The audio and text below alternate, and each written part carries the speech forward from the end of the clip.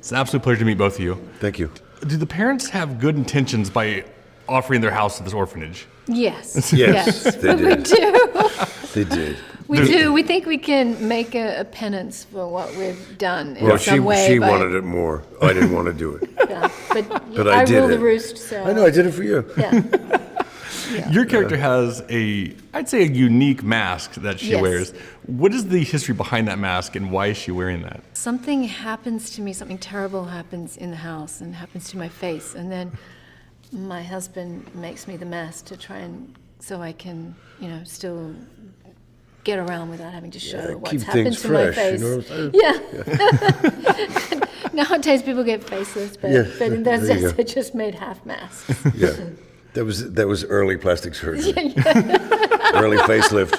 One of the coolest things about this film is the set design itself. It's just, this house It's is fantastic. horrifying, is what I would say. Yeah. Great set. It was such a great set. What creeped you out most on that set? Just the overall feel. Like it really had that sense of decay. Yeah. It felt And like it was been shuttered dead. up for years, yeah. Yeah. And yet, when we shot the scenes that are the early part, then they let all the light shine in through the windows and they redressed it in a slightly different way and it came alive. But for most of the movie, it's a dead house. And nowadays, is it harder to scare audiences, you think, with horror films, or is it kind of the same in the past 20 years? Or I don't know if it's harder.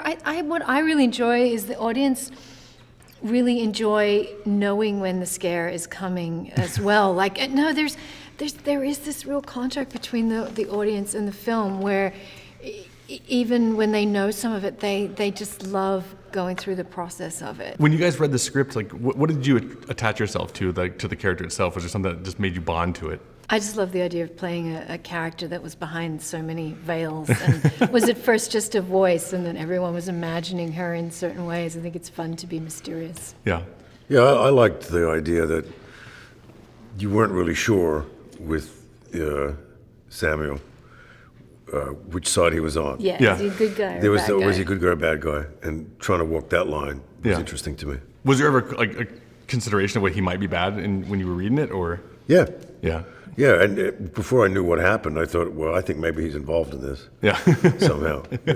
One of my favorite things with scary movies, it's one of my favorite genres of all time, and I'm curious, what would you guys consider the scariest movie you guys have ever seen?